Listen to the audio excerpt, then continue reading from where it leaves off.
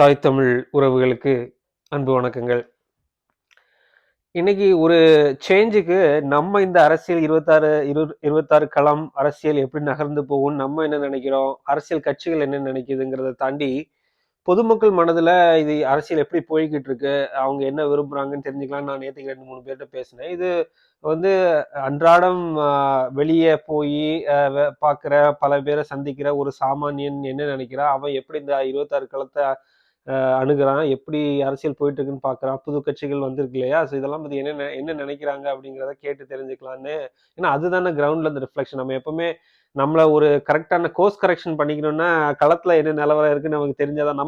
நம்ம ஒன்று நினச்சிட்டு இருப்போம், அந்த களத்தில் வேற மாதிரி மக்கள் மனநிலை சில விஷயங்கள் இருக்கலாம். ஸோ அது என்னன்னு தெரிஞ்சுக்கிட்டா தான் அந்த எண்ண ஓட்டங்களுக்கு ஏற்ற மாதிரி நம்ம நம்மளோட கோர்ஸை மாற்றி அமைச்சிக்க முடியும். நம்ம ஒன்று செஞ்சுக்கிட்டு இருப்போம், மக்கள் கூட அது கனெக்ட் ஆகலை அப்படின்னா அவங்க வேற ஏதாவது நினச்சிக்கிட்டு இருப்பாங்க. அதனால நான் மக்கள் என்ன நினைக்கிறாங்க, பொதுமக்கள் இடையில கருத்து என்ன நிலவுது, அன்றாடம் வெளியே போய் 4-5 பேர்கிட்ட பேசிட்டு வீட்டுக்கு வரவங்க அவங்கள்ட்ட கேட்ட ஓரளவு ஐடியா கிடைக்குங்கிறதுக்காக நான் கேட்டேன். அப்போ நான் முதல்ல கேட்ட கேள்வி என்னன்னா, புதுசா ஒரு இன்ட்ரப்ஷன் உள்ள வருது இல்ல, விஜய்ங்கிற ஒரு ஃபேக்டர் உள்ள வருது இல்ல, அவங்கள பத்தி என்ன நினைக்கிறாங்கன்னு கேட்கலாம் அப்படி சொல்லி, விஜய் அரசியல் எப்படி பாக்குறீங்க அப்படின்னு கேட்டேன்.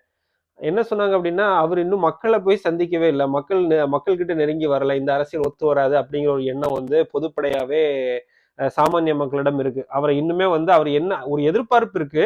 ஆனா அவரு இன்னும் வேண்டிய அளவு செய்யல, மக்கள் பக்கத்துல நிக்கலைங்கிற ஒரு குறைபாடு மக்கள் மனதுல வெகுவாக இருக்கிறது. இது களத்துல இருந்து வரக்கூடிய செய்தி, மக்கள் மனதுல இருந்து வரக்கூடிய செய்தி. இரண்டாவது நான் என்ன கேட்டேன் அப்படின்னா, எடப்பாடி விஜயும் சேர்ந்தா என்ன எப்படி போகும்னு நினைக்கிறீங்க, என்ன நினைக்கிறாங்க அப்படின்னா, இந்த மக்கள் மனநிலை அவங்க இந்த கொள்கை, ஊழல், லஞ்சம் இதெல்லாம் எதுவுமே பார்க்கலாம். அவங்க அந்த 5 வருஷம் ஆட்சியில திமுக ரொம்ப மோசமா ஆட்சி பண்றாங்க, எங்கேயும் லஞ்சம் எங்கேயும் ஊழல், ஆன்டி இன்கம்பன்சி இருக்குன்றத ஒத்துக்கிறாங்க. ஆனா அவங்களுக்கு எப்படியாவது அவங்க ஜெயிச்சிருவாங்கன்ற ஒரு எண்ண ஓட்டமும் அவங்க மனதுல இருக்கு. அதுதான் எனக்கு கொஞ்சம் ஐரானிக்கா இருந்தது. என்னன்னா, ஆட்சி நல்லா இல்லைன்னு சொல்றாங்க, ஆனா அவங்க எப்படியாவது ஜெயிச்சிருவாங்க, ஒரு ஒரு தொகுதிக்கு அட்லீஸ்ட் 150 கோடி செலவு பண்ற அளவுக்கு இப்பவே காசெல்லாம் ஒதுக்கி வச்சிருப்பாங்க. ஒரு 3500 கோடி இப்பவே ரெடியா இருக்கும். 150 கோடி ஒரு தொகுதிக்கு, 234 தொகுதி மேனிக்கு அவங்க நிச்சயமா இறக்குவாங்க. அதனால அவங்க என் மக்கள்கிட்ட, ஸ்டாலின் சொன்னார்ல, இதுதான் சுட்டிக்காட்டி சொன்னாங்க. ஸ்டாலின் சொன்னார்ல ஒரு பேட்டியில, என் மக்கள்கிட்ட எப்படி வாக்கு வாங்கணும்னு எனக்கு தெரியும் அப்படி சொன்னார்ல, அந்த கணக்கு திமுக நல்லா தெரிஞ்சு வச்சிருக்காங்க. எப்படியாவது வாக்க வாங்கிடுவாங்க, ஆட்சியை பிடிக்கிறதுக்கு அவங்களுக்கு தான் வாய்ப்பு இருக்குன்ற மாதிரி ஒரு கருத்து மக்கள்கிட்ட. நல்லது, இது நம்மளோட கருத்து இல்லை, இது பொதுமக்கள்கிட்ட இருந்து வந்தது. நான் பேசுற ஒரு 2-3 பேர் நல்லா அரசியல் தெளிவு உள்ளவங்க, அரசியல் பேச தெரிஞ்சவங்கன்னு வச்சுங்களேன். இது யாரோ ஏனோ தானோ நான் கேட்கல. எனக்கு ஒரு நல்ல ஒரு ரிஃப்ளெக்ஷன் கிரவுண்ட்ல இருந்து வரணும்னா சரியான ஆட்கள் எனக்கு கொஞ்சம் பேர் இருக்காங்க, அவங்கள்ட்ட நான் கேட்டது. ஸோ விஜயோட அரசியல் பத்தின பார்வை இதுதான். இப்போ நம்ம என்னன்னா, இப்போ அந்த ஊழல் லஞ்சம்ங்கிற ஃபேக்டர் அதிமுக கூட பொருத்தி அவங்களும் ஆட்சிக்கு வரக்கூடாதுன்னு நினைக்கிறாங்களா அப்படின்னு கேட்டா இல்ல. இவங்க எப்படியாவது திமுக ஆட்சியை இறக்கிடும், அதனால விஜயும் எடப்பாடியும் சேர்ந்தா ஓரளவு நல்லா இருக்கும். ஜெயிப்போவாங்களா இல்லையாங்கிறதெல்லாம் அவங்களுக்கு தெரியல, ஆனா ஓரளவு ஒரு பெர்செப்ஷனை கொடுக்குன்றத பொதுமக்கள் பார்வையில இருக்கு. ஸோ அதனால நம்ம விஜய் அதிமுக கூட போனா மக்கள் இல்லை இந்த மாதிரி விலை போயிட்டாரு அப்படிங்கிற மாதிரிலாம் எதிர்பார்த்து கம்மி பண்ணிடுவாங்க, வாக்க கம்மி பண்ணிடுவாங்கன்னா ரொம்ப கம்மியாகிறதுக்கு வாய்ப்பு இல்லை. அந்த ஒரு எதிர்பார்ப்பு கிரவுண்ட்ல டெவலப் ஆகும். ஓரளவு ஒரு பெர்செப்ஷனை உருவாக்குறதுக்கு அந்த கூட்டணி ஒரு மனநிலைய மக்களுக்கு கொடுக்கறதுக்கு வாய்ப்பு இருக்குன்றதுதான் என்னோட பார்வை. ஆனா நான் சொன்ன மாதிரி அவர் பார்கெனிங்ல எப்படி தேமுதிக, பாமக அவர் அடிக்க போறாங்க, பிஜேபி எப்படி இதை தடுக்க போகுது, திமுகவும் இதை தடுக்கிறதுக்கு பிளே பண்ணுவாங்க. அந்த மாதிரி பல ஃபேக்டர்ஸ் இதுக்குள்ள இருந்தாலும் மக்கள் மனநிலை இதுதான். அதே மாதிரி நாம் தமிழர் கட்சியை பத்தின ஒரு கேள்வி கேட்டேன், எப்படி போயிட்டு இருக்காங்க, அவங்க தான் வளர்ந்து வந்துட்டு இருக்காங்களே, எப்படி பாக்குறீங்க அப்படின்னு கேட்டா, அவங்க இவங்கெல்லாம் இந்த கொள்கையெல்லாம் பெரிய அளவுல பாக்குறவங்க இல்லை. அவங்க என்ன சொல்றாங்க, நாம் தமிழர் கட்சி அடுத்த என்ன சொல்றது ஜெயிக்கிறதுக்கு வாய்ப்பு இருக்கிற கட்சி அவங்க பார்க்கல. அதுதான் அந்த இடத்துலதான் ஒரு குறை இருக்கு. அதாவது இவங்க ஜெயிச்சிருவாங்க அப்படின்ற ஒரு எண்ணத்தை மக்கள் இன்னும் மனசுல அவங்களுக்கு இன்னும் வரல. பொதுமக்கள் அண்ணன் சொல்லுவாரு, இந்த கட்சி ஜெயிச்சவங்க நம்பிக்கையை கொடுத்துட்டோம்னா அன்னைக்கு நமக்கு எல்லாரும் ஓட்டு போட்டுருவாங்க. அது எவ்வளவு தூரம் ஒரு சத்திய வார்த்தைங்கிறது இப்பதான் புரிஞ்சுது. மக்கள் என்ன நினைக்கிறாங்கன்னா, ஜெயிக்கிறதுக்கு வாய்ப்பு இருக்கிற கட்சி எதுன்னு பாக்குறாங்க, அதை சிந்திக்கிறாங்க. இப்ப அதிமுக தான் ஜெயிக்கிறதுக்கு வாய்ப்பு இருக்கிற கட்சினா அவங்க கூட்டணி வலுவாயிட்டா அவங்க ஓகே வந்துருவாங்க, ஒரு நல்ல டஃப் ஃபைட் இருக்கும் அப்படிங்கிற. விஜயும் அதிமுகவும் சேர்ந்தாலே ஒரு டஃப் ஃபைட் இருக்குன்ற ஒரு நம்பிக்கை கிரவுண்ட்ல இருக்கு. அந்த கிரவுண்ட்ல அந்த நம்பிக்கை வளர்றது கொஞ்சம் ஆபத்தான விஷயம் தான். அது அப்படி இல்லைங்கிற ஒரு நரேட்டிவை செட் பண்ணி ஆகணும். அதுக்குண்டான அரசியலை தான் நம்ம பண்ணணும். அதுக்கு வந்து எடப்பாடி அவர்களை எவ்வளவு வீக்கன் பண்ணி அரசியல் பண்ண முடியுமோ அந்த அந்த லைனை எடுத்துட்டு போறது, அந்த நரேட்டிவ் எடுத்துட்டு போறது நல்லதுங்கிறத என்னோட பார்வை. அதுக்கு வந்து இப்போ நல்ல ஒரு தருணம் என்னன்னா, உள்ளுக்குள்ளே நிறைய புகைச்சல் வந்துருச்சு, சிக்கல் வந்துருச்சு. ஏதோ அதிமுக நமக்கு நட்பு சக்திங்கிற மாதிரியே அது அவங்க கட்சி பிரச்சனைன்னு நம்ம வந்து களத்துல அதை பேசாம அவங்க ஒரு வீக்காயிட்டே இருக்காங்கன்ற ஒரு பெர்செப்ஷனை உருவாக்குறதுக்கு நம்மளும் அதுல ஒரு எரியிற தீல எண்ணெயை ஊத்தல அப்படின்னா அவங்க வலுப்பெற்று வந்துட்டு இருக்காங்க அப்படிங்கிற ஒரு எண்ணம் உருவாயிரும். விஜயும் அவங்களும் சேர்ந்தா ஓரளவு நல்லா இருக்கும், டஃப் ஃபைட் கொடுக்க முடியுங்கிற ஒரு எண்ணம் கூட வந்துடும். அதனாலயே வாக்குகள் வந்து இந்த கூட்டணி இப்படி ஒரு கூட்டணி அமைஞ்சா போறதுக்கு வாய்ப்பு இருக்குன்றதுதான் இதுல இருந்து நான் புரிஞ்சுக்கிற ஒரு விஷயம். அதனால நம்ம வந்து அதிமுகவை அதிகமா விமர்சிக்கிறத விட்டுறக்கூடாது. என்னதான் திமுக விமர்சனத்தை காட்டப்படுத்தினாலும் 2 பேரையும் ஒரே தராசுல வச்சு நம்ம அண்ணன் எப்போ அடிக்கிறதோ அதே மாதிரி அடிக்கணும். அதே மாதிரி இந்த இவங்க ஜெயிக்கிறதுக்கு வாய்ப்பு இல்லைங்கிற ஒரு எண்ணம் இருக்குல்ல, அதை எப்படி போக்கலாம் அப்படின்னா அதை போக்குறதுக்கு நமக்கு இந்த 2026 களம் தான் நம்ம வந்து முக்கியமான களம். அதுக்கு என்ன பண்ணும் அப்படின்னா இனிமே வந்து நமக்கு இந்த கொள்கை சார்ந்த வாக்குகள்லாம் வரும்.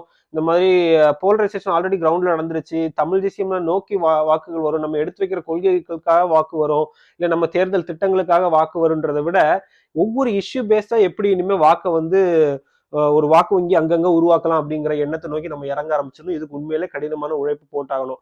அண்ணன் சொல்லியிருக்கிற மாதிரி எவ்ரி பூத் 10 யூத் அப்படிங்கிற ஒரு கான்செப்டை நிச்சயமாக செயல்படுத்தியே ஆக வேண்டும். ஏன்னா இந்த நீங்க திமுக கூட்டணி விட்டுருங்க, அது வந்து ஒரு செட்டிலான கூட்டணி, அவங்க வந்து ஜெயிச்சிருவாங்கன்ற ஒரு பெர்செப்ஷன் இப்பவே மக்கள் என்னதான் ஆன்டி இன்கம்பன்சி இருந்தாலும் அவங்க வர்றதுக்கு வாய்ப்பு இருக்குன்ற ஒரு எண்ணம் தான் மக்கள் மனதில இருக்கு.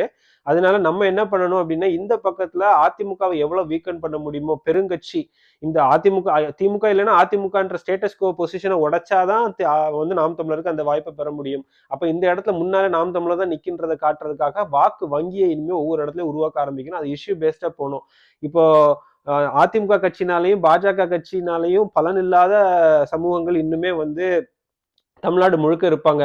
ஓரளவு ஸ்டேட் அந்த இடத்துல இருக்கிற அவங்க இருக்கிற ஏரியால ஓரளவு ஸ்டேச்சர் இருக்கிறவங்க நாம் தமிழர் கட்சி ஆதரவாளர்கள் இந்த வாக்குகளை களத்துல போய் ஆர்கனைஸ் பண்ணாத வரைக்கும் நம்மளால வந்து வாக்கு வங்கிய இனிமே ஒரு ஒரு ஜெனரல் வாக்கு வங்கி, ஒரு இளைஞர் வாக்கு வங்கி இந்த பெர்செப்ஷன் நோக்கி வர்றது நமக்கு வந்துடும். அது வந்து பிரச்சனை இல்லை, நமக்கு இருக்கிற வாக்கு வங்கியை தக்க வச்சுக்கலாம். ஆனா இனிமே மேல வரப்போற வாக்கு வங்கி எல்லாமே இந்த கட்சிகள் இந்த கட்சிகள்னால எந்த ஒரு பலனும் அடையாத ஒரு சமூகங்களை நம்ம கன்சாலிடேட் பண்ணாத வரைக்கும் நமக்கு வந்து ஒரு பெரிய அளவுல ஒரு வாக்கு வங்கி 26ல காட்டியாக வேண்டிய நிர்பந்தத்துல நமக்கு இருக்கும். அதுக்கு உண்டான உழைப்பை போட்டுதான் ஆகணும். அண்ணன் அவர்கள் வந்து ஒவ்வொரு தொகுதியிலையும் போய் ஒரு பொதுமேடை போட்டு பேச முடியாது. ஒரு ஜெனரலைஸ்ட் வாக்கு வங்கியா உருவாகும். ஆனா அதை தாண்டின ஒரு வேலை இங்க செய்ய வேண்டியிருக்கு.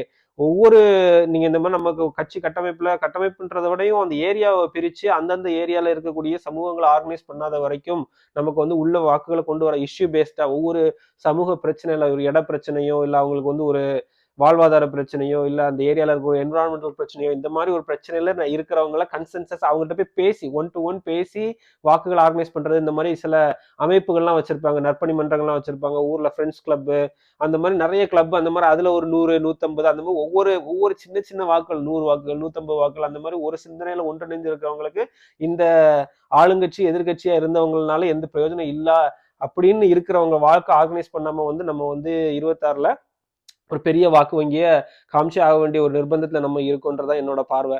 இவங்க ஜெயிச்சிருவாங்கன்ற நம்பிக்கையை மக்களுக்கு கொடுத்தாகணும். அந்த நம்பிக்கை மக்களுக்கு இன்னும் முழுமையா போய் சென்றடையலை அப்படிங்கறதுதான் எனக்கு இதுல இருந்து புரிஞ்சு அந்த ஒரு பேச்சுவார்த்தை நடத்துல இருந்து எனக்கு புரிஞ்சுக்க முடிஞ்ச ஒரு விஷயம். இதை நான் இன்னைக்கு பகிரணும்னு இது முழுக்க முழுக்க என்னோட பார்வையே கிடையாது, இது என்னோட மைண்ட் செட் கிடையாது, இது மக்கள்கிட்ட இருந்து வந்த கருத்து நான் அப்படியே நான் எடுத்து வைக்கிறேன். இது எதுக்குன்னா நம்ம ஃபீட்பேக் தெரிஞ்சுக்கணும், கிரவுண்ட்ல என்ன இருக்கு, நம்ம எப்படி போயிட்டு இருக்கோம், சரியாதான் போயிட்டு இருக்கோம்ன்ற பாதையை வந்து சீரமைக்கிறதுக்காக.